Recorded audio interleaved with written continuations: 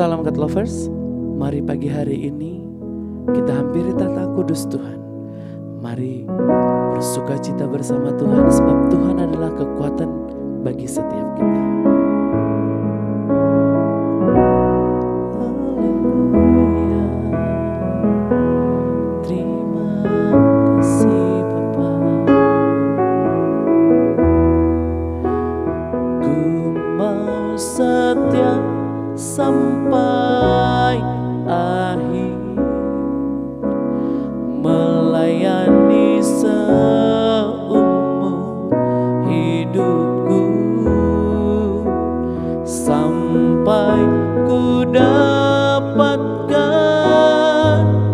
mahkota kehidupan di dalam kerajaan-Mu.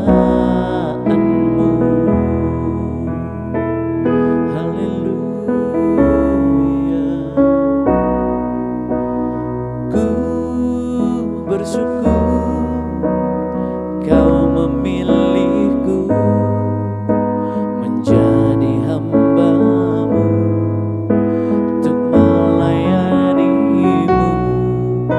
Segenap hidupku ku serahkan untuk kemuliaan-Mu. Ku mau setia sampai akhir, melayani seumur hidupku, sampai ku dapatkan mahkota kehidupan di dalam kerajaan-Mu. Ku mau setia sampai akhir, melayani seumur hidupku, sampai ku dapatkan mahkota kehidupan di dalam kerajaan-Mu. Haleluya, sebab Kau yang layak diagungkan, kemuliaan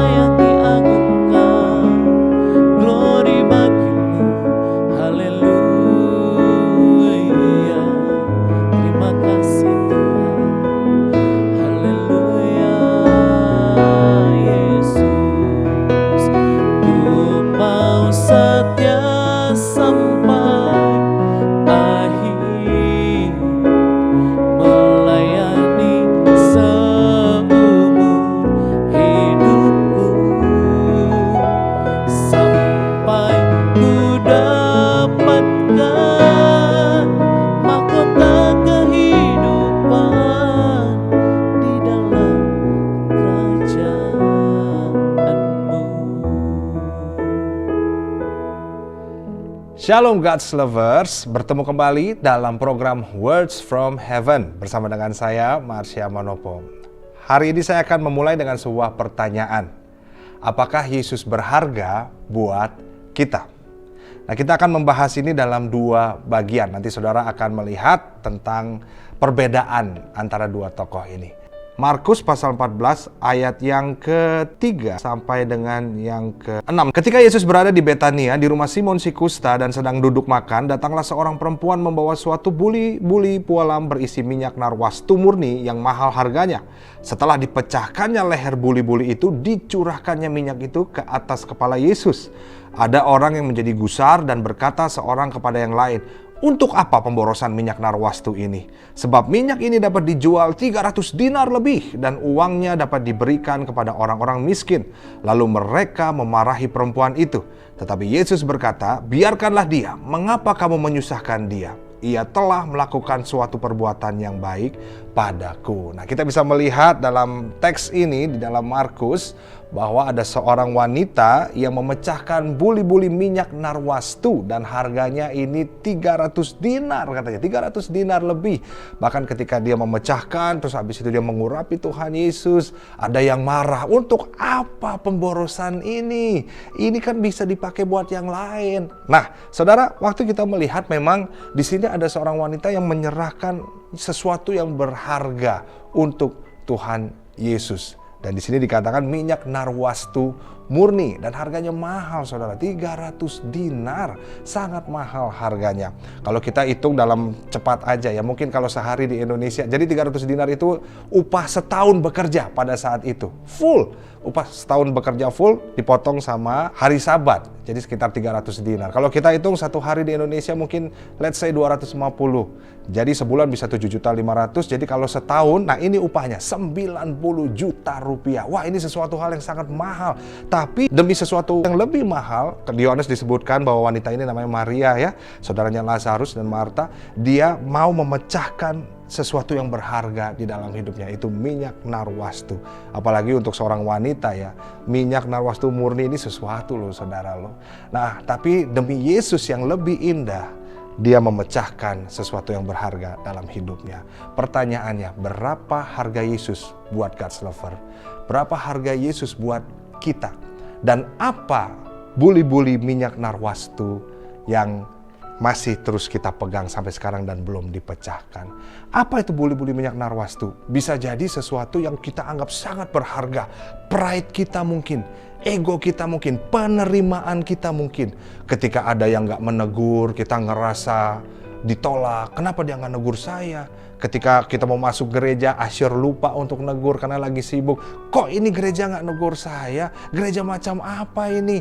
Atau saudara sakit, ternyata gembala saudara gak menelepon karena banyak kerjaan pelayanan yang harus dikerjakan. Saudara mulai, kenapa gembala gak nelfon saya ya? Harusnya seorang gembala menelpon saya dong. Itu kalau buli-buli minyak narwastunya itu penerimaan. Atau bisa juga pekerjaan kita.